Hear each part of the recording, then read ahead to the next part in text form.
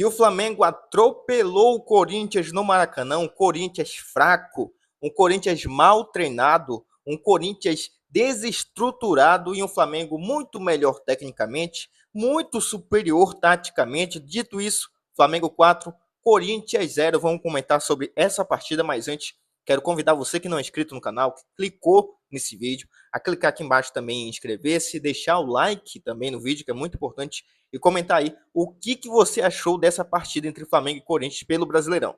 Bom, na minha opinião, o primeiro tempo foi o único momento em que o Corinthians ameaçou que poderia equilibrar um pouco a partida. Em determinado momento do primeiro tempo, o Corinthians ameaçou uma reação, no momento que o Flamengo já tinha feito um gol com o Everton Cebolinha. O Corinthians, então, ameaçou uma reação.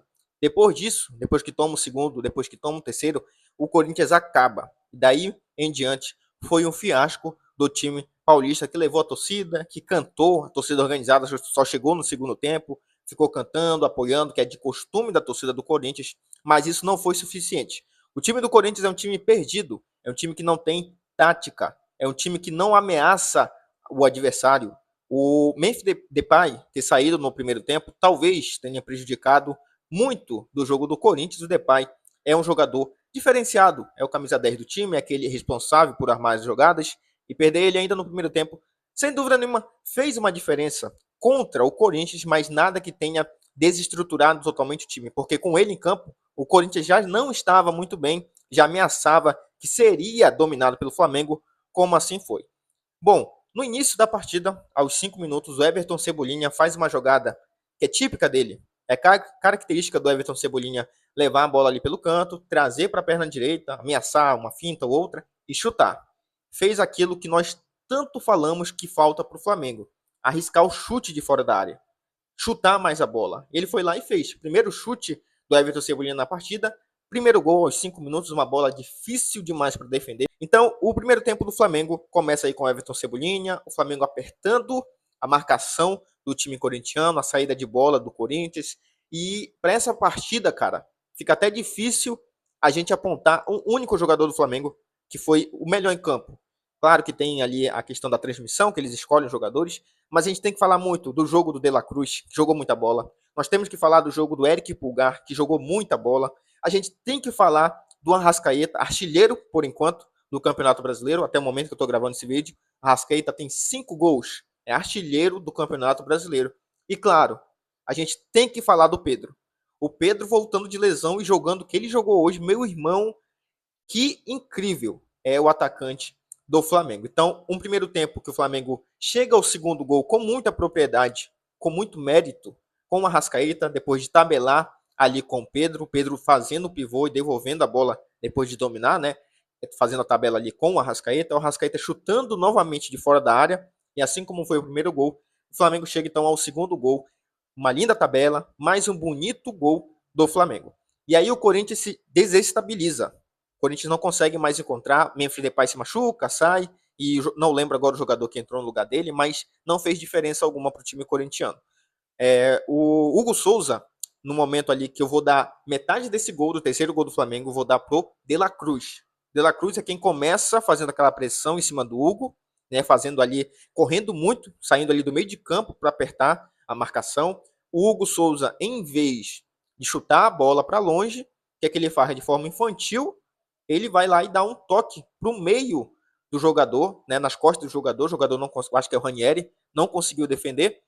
Bola no pé do Pedro, que de perna esquerda, que não é a boa, apesar de ele bater bem com a esquerda, chuta de bastante distância, uma longa distância, e o Hugo é pego desprevenido, uma falha claríssima do goleiro corintiano. O Flamengo chega ao terceiro gol e aí já estava decretado que o Corinthians não conseguiria nem chegar perto de reverter esse placar ou empatar o jogo. O Corinthians totalmente dominado, o Flamengo muito superior ao time paulista. A gente poderia ter saído no primeiro tempo tranquilamente com 4-0 no placar, não seria nenhum absurdo.